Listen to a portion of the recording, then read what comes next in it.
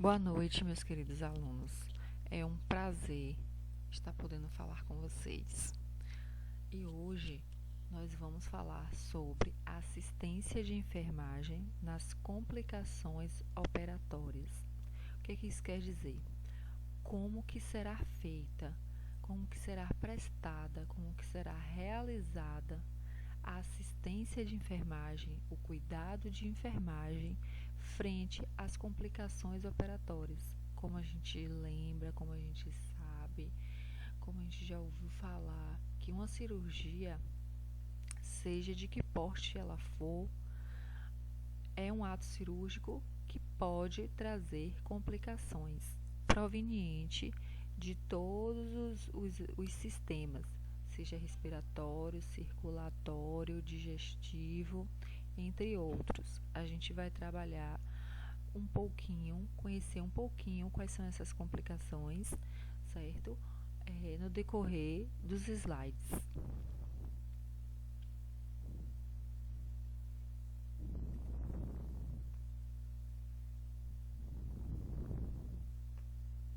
Bom, vamos começar classificando as complicações pós-operatórias, que são classificadas em locais e sistêmicas. O próprio nome já está falando, essa complicação se dirige apenas no local. Então, local corresponde à ferida cirúrgica ou na cavidade cirúrgica. Na parede, hematomas, supurações e deiscências. A gente vai ver cada um deles lá na frente. E a segunda classificação é a sistêmica. São complicações, como a gente falou no início, provenientes ou causadas nos sistemas respiratório, circulatório, urinário e gastrointestinal. Bom, quais são essas complicações pulmonares? É chamado de atelectasia, broncoespasmo, pneumonia, embolia e embolia pulmonar. Vamos ver cada um deles. Em que consiste a atelectasia? É uma complicação respiratória que impede a passagem de ar suficiente devido a um colapso dos alvéolos pulmonares. Então, devido a esse colapso, que quer dizer o achatamento desses alvéolos, certo? Impede a passagem de um ar suficiente. Pode até vir a ocorrer uma passagem de ar, mas vai ser um ar insuficiente. Se vocês observarem nessa figurazinha do alvéolo, aqui assim, a gente tem aqui um alvéolo normal e tem um alvéolo com atelectasia. Então, a gente observa que esses alvéolos são diferenciados, principalmente pelo tamanho deles, certo? Aqui a gente tem um brônquio dentro dos brônquios alvéolos. Então, a gente percebe que o tamanho de um é diferente do outro, tá? Pode ocorrer devido à anestesia. Então, é uma complicação de uma cirurgia, certo? A atelectasia. E como que é o quadro clínico desse paciente? Esse paciente pode vir a apresentar uma expansão torácica diminuída na hora que ele respira, não vai ser eficiente essa respiração, então não vai ocorrer a expansão torácica normal que a gente conhece, então ela fica diminuída. Murmúrios vesiculares também diminuídos sobre a área afetada na hora que o profissional de saúde for auscultar, certo? Os murmúrios do pulmão, ele vai perceber que está diminuído, tá? Ou outro quadro clínico que o paciente com atelectasia apresenta é o som de estertores, tá? Que é um som parecendo assim um chiado, como se estivesse o cabelo passando um no outro, e tosse, tá bom? Outro quadro clínico é taquipneia, dispneia e apneia, que a gente já conhece o significado de cada termo. Quais são os cuidados? Cuidado em encorajar a tossir e respirar profundamente, para que se venha a ter uma respiração melhor, ofertar oxigênio para compensar esse quadro de atelectasia, que esse ar não está podendo passar normalmente, ele se apresenta insuficiente, como a gente disse no slide anterior, certo? Então, ofertando oxigênio de forma artificial, vai fazer com que esse pulmão tenha uma capacidade respiratória melhor. E o terceiro cuidado é o de fisioterapia. Outra complicação a nível respiratório é o broncoespasmo, que se dá pela contração da musculatura, certo? Brônquica. O que vai acontecer nesse momento desse broncoespasmo? A gente sabe que a contração é o ato de, como o próprio nome já fala, contrair, fechar, apertar, diminuir algo. Então, isso vai acontecer com esse brônquio, certo? Que leva a um quadro de sibilância, que é um movimento, que é um som que na hora da ausculta vai ocorrer, certo? Sibilância e tosse causada por irritação das vias aéreas superiores ou reações anafiláticas. E como que é o quadro clínico desse broncoespasmo? Esse paciente vai apresentar dispneia, hipoventilação, a diminuição da ventilação, cianose, agitação, febre, tosse produtiva com secreção e dor torácica, porque ele vai forçar muito para poder respirar, então vai requerer uma exaustão maior desse pulmão, uma exaustão maior desse paciente para poder estar respirando, por isso que é essa dor torácica. Quais são os cuidados para o broncoespasmo? Fluidificar e aspirar secreções para poder retirar futuras secreções desse brônquio, certo? Para poder facilitar com que o ar penetre nesse brônquio, instalar cânula de Guedel, atentar para a administração de antibiótico-terapia de acesso venoso para que ocorra a eficiência desse antibiótico com mais rapidez. Complicações circulatórias e pulmonares. A gente tem a embolia pulmonar, a gente tem o TEV, TVP e TEP, que é tromboembolismo venoso, TVP, tromboembolismo venoso pulmonar e trombo venoso profundo, certo? E a terceira complicação é a êxtase venosa. A gente vai ver cada um. A embolia pulmonar refere-se à obstrução da artéria pulmonar ou um dos seus ramos por um trombo, certo? Então, o que é que acontece? Na hora da coagulação, essas plaquetas vão se agrupar entre si, tá? E formando aquele trombo, como a gente já ouviu falar, a gente já conversou em clínica médica, formando aquele trombo dentro da artéria, dentro de uma artéria que pode caminhar, certo? Esse trombo ele pode ser feito em qualquer lugar, certo? E ele pode caminhar também, se for feito em outro lugar, pode caminhar até a artéria pulmonar, certo? E obstruir a luz desse vaso, que se origina em algum lugar, como eu já falei, no sistema no lado direito do coração. Manifestações clínicas de um paciente com embolia pulmonar. Ele tem dispneia, taquipneia, pulso taquicárdico e filiforme, certo? É pouco perceptível esse pulso, tá? Dor súbita na ponta do tórax, tosse, sudorese, hemoptise, síncope, que é a sensação de desmaio, e morte súbita. E qual é a prevenção dessa embolia pulmonar? Exercícios físicos ativos, deambulação precoce para poder estar obtendo um trabalho melhor do pulmão, uso de compressão com meias elásticas, tá? Nas veias para poder nas pernas para poder contribuir com o retorno venoso, tá? Compressão pneumática intermitente e heparina. Cuidados de enfermagem: administrar profilaxia anticoagulante prescrita pelo médico, elevar os pés do leito e encorajar os exercícios isométricos, principalmente fazer massagem da ponta dos pés para cima, uso de meias elásticas, antiembolismo conforme prescrição, orientar a não ficar sentado no leito, certo? Para que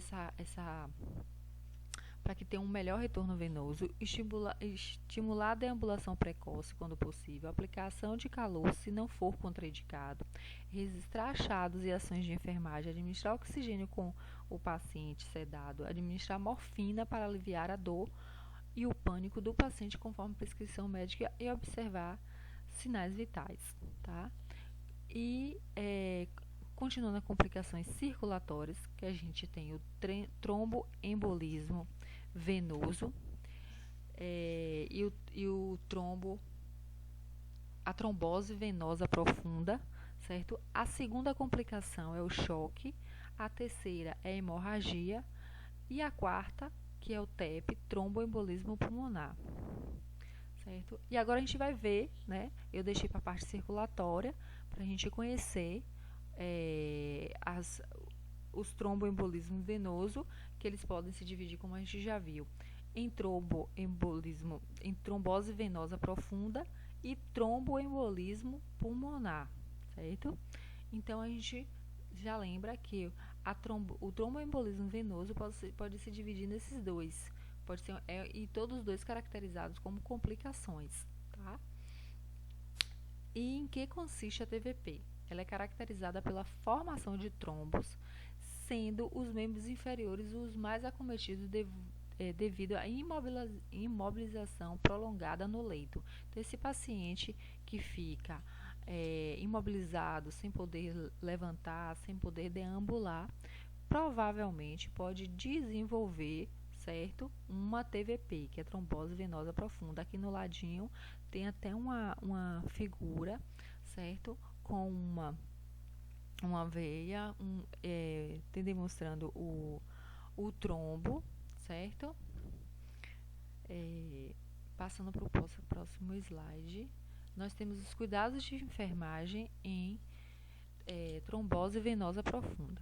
Quais são? Orientar o paciente quanto às complicações da doença, atentar aos sinais e sintomas da doença e condições associadas ao TVP, promover conforto e bem-estar, manter membros elevados a 45 graus para que esse retorno venoso seja facilitado, aplicar terapia compressiva com meias elásticas assim que possível, conforme prescrição médica, estimular exercícios para ativação da bomba muscular, da panturrilha, com parceria da fisioterapia, certo? Então, esse músculo ele vai estar contribuindo para estimular a ativação do sistema circulatório, observar e notar características de dor, administrar analgesia, com medicamentos para dor, conforme prescrição médica, analisar sinais vitais de 1 em 1 hora, estimular a movimentação ativa ou passiva no leito. Ativa, ele vai estar deambulando, ele vai estar circulando na enfermaria, onde ele estiver, e passiva, né, fazendo os movimentos, o técnico de enfermagem, a enfermagem fazendo movimentos nesses membros inferiores para que o retorno venoso seja facilitado.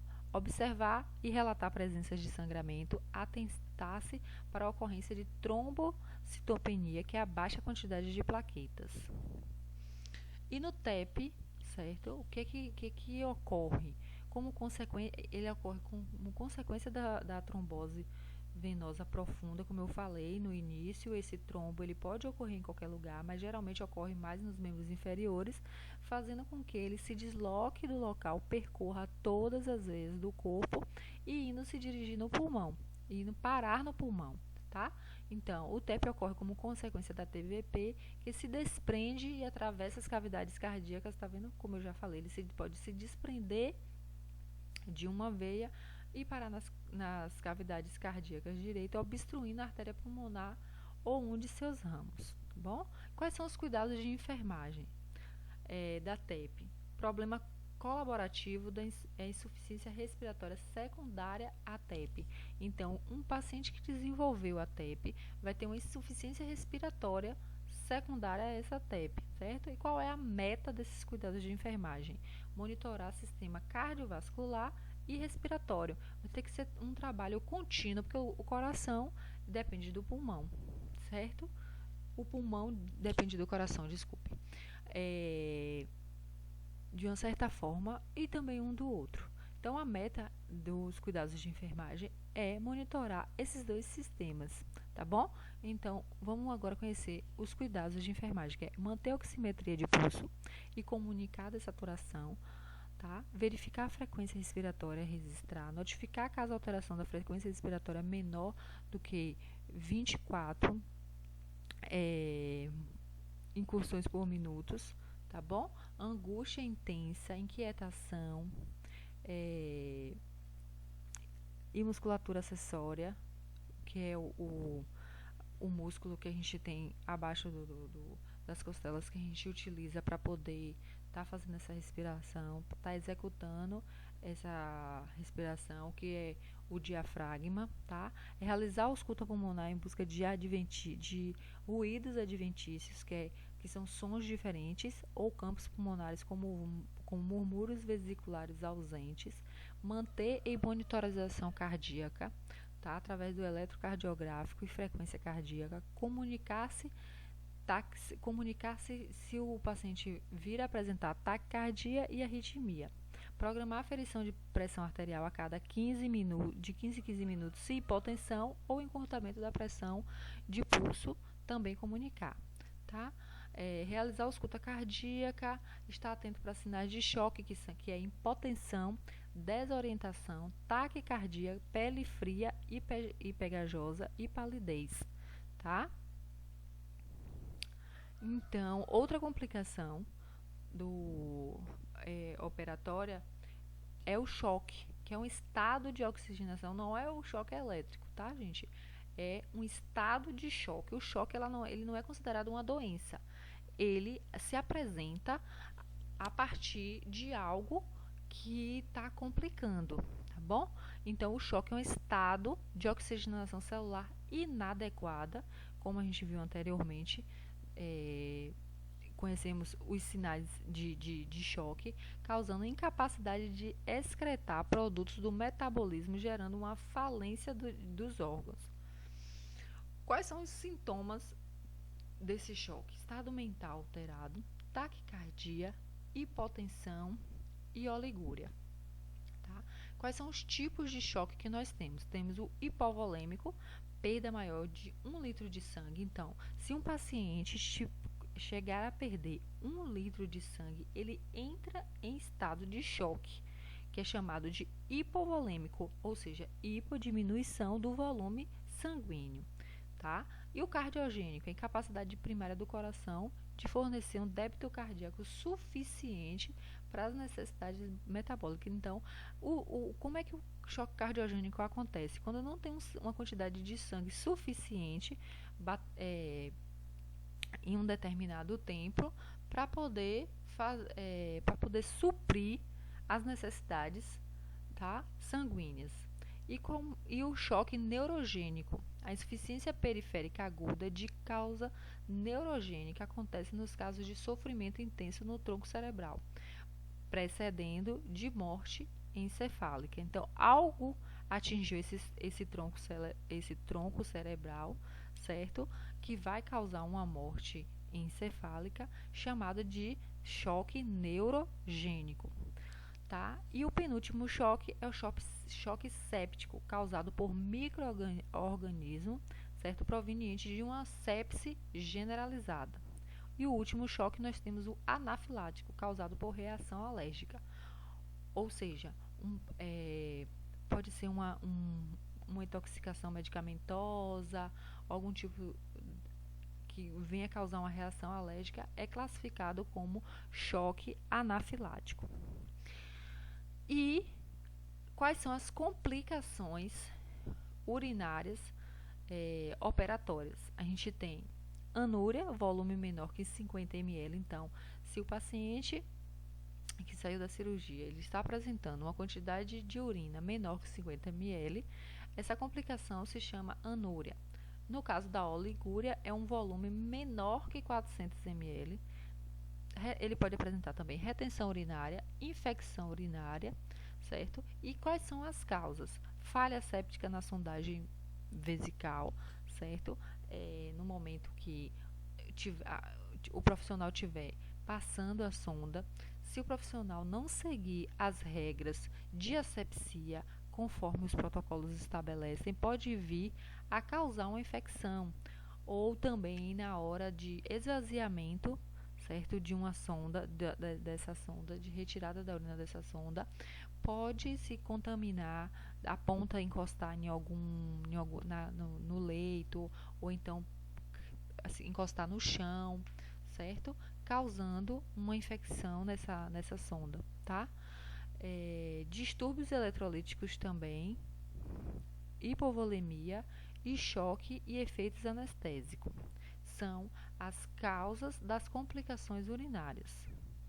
Quais são os cuidados de enfermagem? Usar estratégias de estímulo à micção, no caso, água morna genitália, abrir a torneira para que o paciente ouça o ruído da água e psicologicamente ele consiga urinar, realizar a sondagem de alívio, se necessário, caso o paciente não consiga eliminar essa urina de forma natural.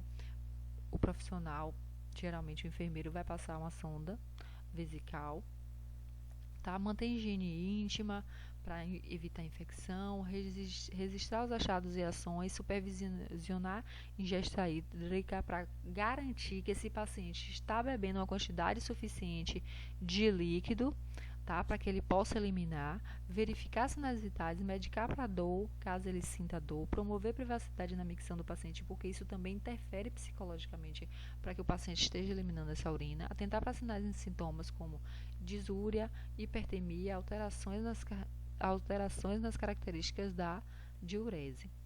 E quais são as complicações gastrointestinal? Né? Nós temos a distensão abdominal e temos o íleo paralítico. A distensão abdominal, ela é caracterizada pela alteração no movimento peristáltico, tá? Então, esses movimentos vão estar alterados, fazendo com que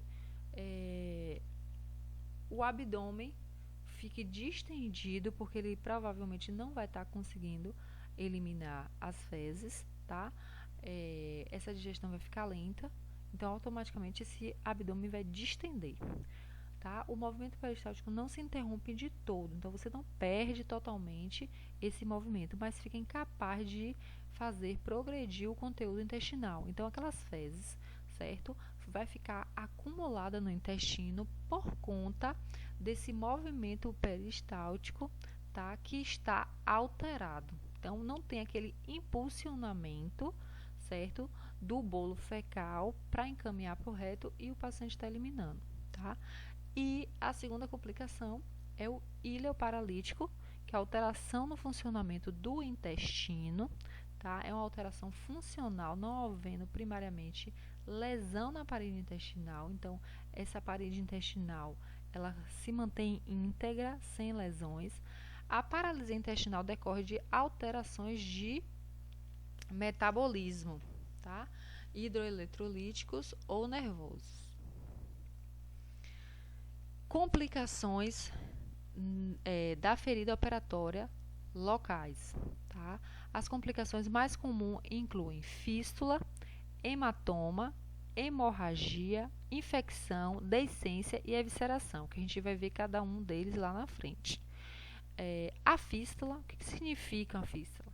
É uma passagem anormal entre dois órgãos ou entre um órgão e uma parte exterior do corpo. A infecção é a drenagem de material purulento ou inflamação das bordas da ferida. Então, houve a cirurgia, né? Houve o corte, houve o fechamento, mas aquele local da ferida, né, cirúrgica, ela infelizmente veio a infeccionar. Então, vai ocorrer essa drenagem de material purulento, como tá apresentando aí, e gerando uma inflamação das bordas da ferida. Quando não controlada, pode gerar osteomielite, bacteremia e sepse. Sinais de infecção local: dor, calor, edema, eritema e aumento do exudatos. Isso aí a gente vai estar observando na ferida se tem esses sinais de infecção, tá? E quais são os sinais no local, como eu já falei, na ferida. E quais são os sinais de infecção sistêmica? A gente sabe que quando a gente tem uma infecção no nosso corpo, uma das primeiras coisas que altera é a temperatura. Então, a gente vai aferir essa temperatura para ver se ela está elevada, tá? E, consequentemente, o aumento dos leucócitos, porque as células de defesa do organismo, tá? O seu sistema imunológico vai ser ativado para combater essa infecção. Então, automaticamente, quando o médico solicitar um leucograma, esses leucócitos vão estar alterados, vão estar provavelmente aumentados. Qual é a conduta? O que deve se fazer para controlar essa infecção, tá? Infecção que se estende além das bordas da ferida, recomenda-se a utilização de antibióticos por via sistêmica, no caso endovenoso. E o hematoma é um acúmulo de sangue extravasado em uma área traumatizada, certo? Seja num acidente ou numa cirurgia.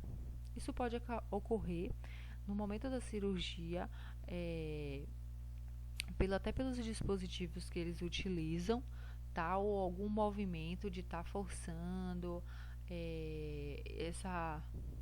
essa musculatura, a pele, então vai causar um hematoma. A gente pode, um exemplo desse hematoma proveniente de uma cirurgia, tem gestantes que na hora que vai fazer a cesariana, tá? O movimento que o médico faz para poder estar retirando esse bebê, para poder estar alargando as camadas da pele, né? Pode causar um trauma e depois pode causar um hematoma, e é bem visível no abdômen dessa mulher ver esses hematomas que futuramente, né, em torno de dias, ele vai diminuindo, o próprio organismo vai absorvendo. Quais são as causas? Sangramento que forma um coágulo abaixo da pele.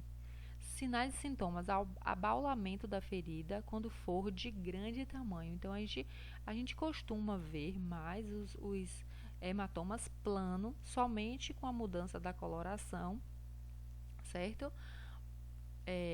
Mas pode ocorrer também um hematoma abaulado de uma forma assim como se estivesse edemaciado, tá? Quais são as condutas para conter esse hematoma? Quando ele for grande, o médico vai remover esse coágulo, e se for pequeno, como eu acabei de falar, o próprio corpo vai reabsorver. Aqui a gente tem a foto do hematoma. E a hemorragia é a perda súbita de sangue originada pelo rompimento de um ou mais vasos, tá? Eles são classificados em externa e interna. Isso aí é o mais corriqueiro da gente ver. Então, externa, quando a hemorragia está na superfície e pode ser visível, como a figura está mostrando aqui, né? A paciente se cortou, a pessoa se cortou, e automaticamente vai ocorrer um extravasamento de sangue, vai ocorrer hemorragia.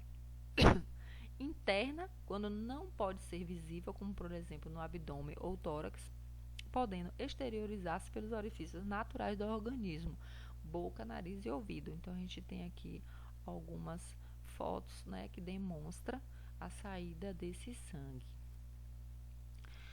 Quais são as condutas frente à hemorragia? No caso da hemorragia interna, atentar para sinais e sintomas de choque hipovolêmico, porque a gente sabe que quando a gente começa a perder um volume de sangue muito grande, é um das características do choque, né?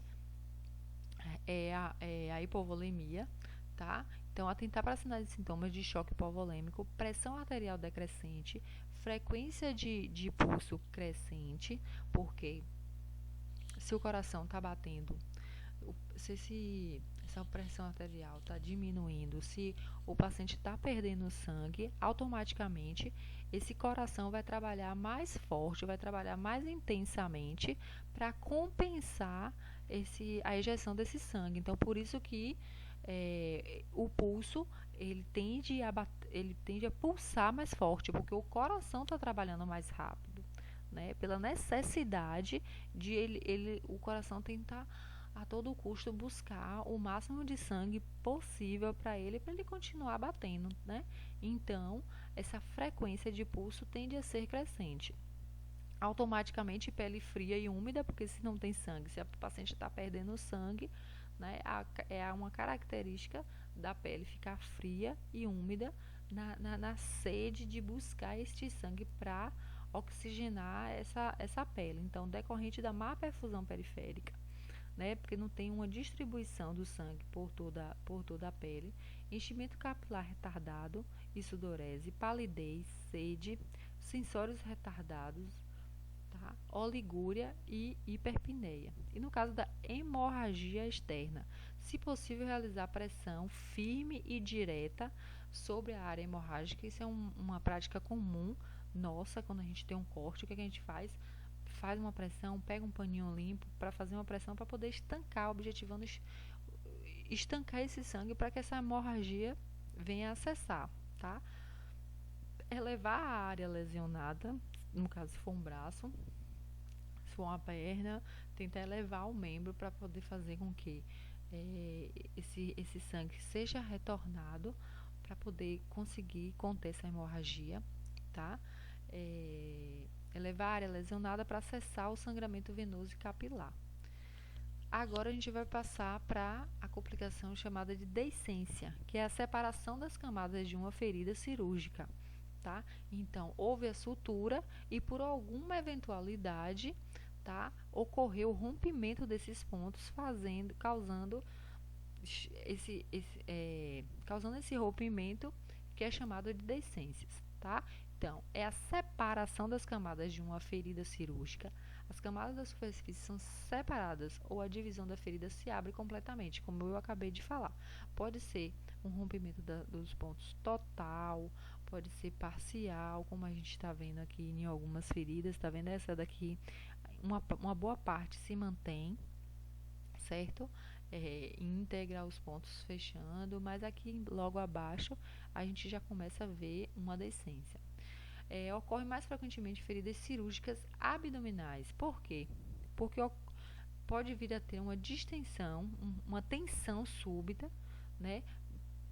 Essa tensão na parede abdominal faz com que venha a ter essa deiscência. E quais são essa tensão provocada na parede? Através da tosse, vômito ou mudanças bruscas de decúbito. A gente percebe que quando a gente tosse, né, a gente trabalha a parede abdominal, a gente sente, né, uma contração. O vômito é a mesma coisa, porque quando a gente vai vomitar, a gente sente como se a parede abdominal estivesse fazendo alguns movimentos, tá? E mudança brusca de decúbito, né, ao levantar, ao virar de um lado para o outro, pode vir a causar uma deiscência.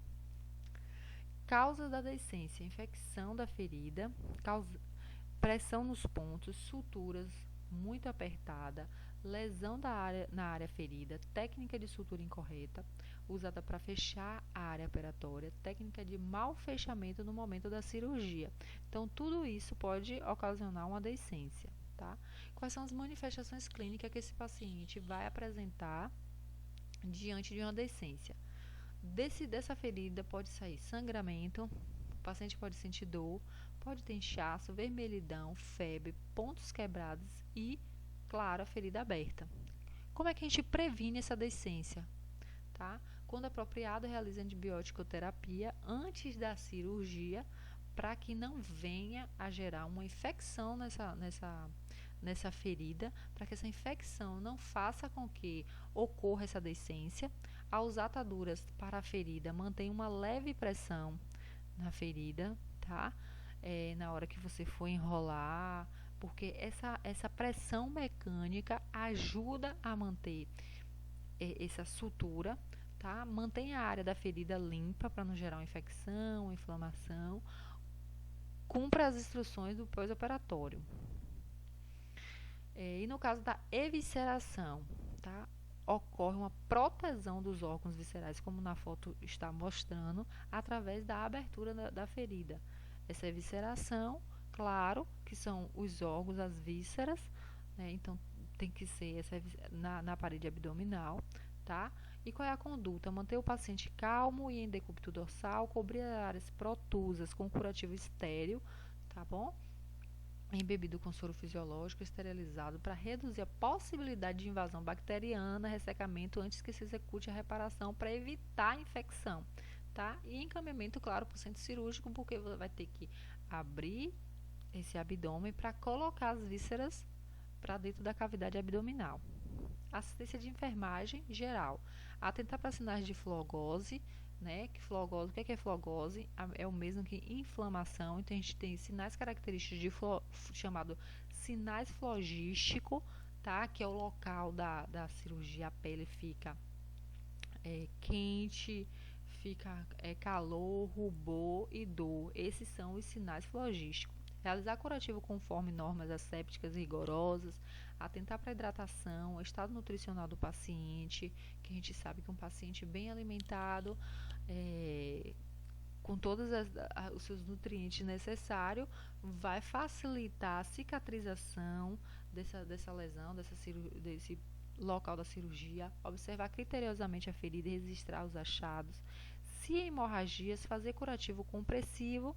Se é evisceração, comunicar de imediato ao médico, cobrir a estrutura das vísceras com compressa estéril, úmidas, com soro e encaminhar urgentemente para o centro cirúrgico. Evitar a mobilização do paciente, não colocar as vísceras para dentro do abdômen, tá? Aí avisar o médico.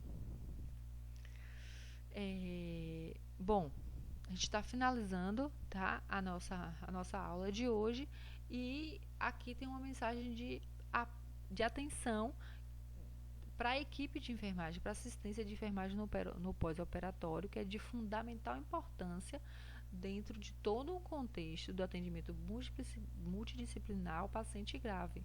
Ou seja, é necessário uma interação, é necessário um atendimento de todos os profissionais de saúde, tá? Frente a um paciente que acabou de sair uma cirurgia. O profissional de enfermagem, os profissionais de enfermagem, a nutrição, a fisioterapia, o médico, o cirurgião, todos têm que estar envolvidos na recuperação do paciente, tá certo? Nós temos aqui as nossas referências, tá? Se possível, vocês podem estar consultando essas referências para poder estar aumentando o conhecimento, para poder se inteirar mais ainda do assunto, tá ok? Obrigada e boa noite.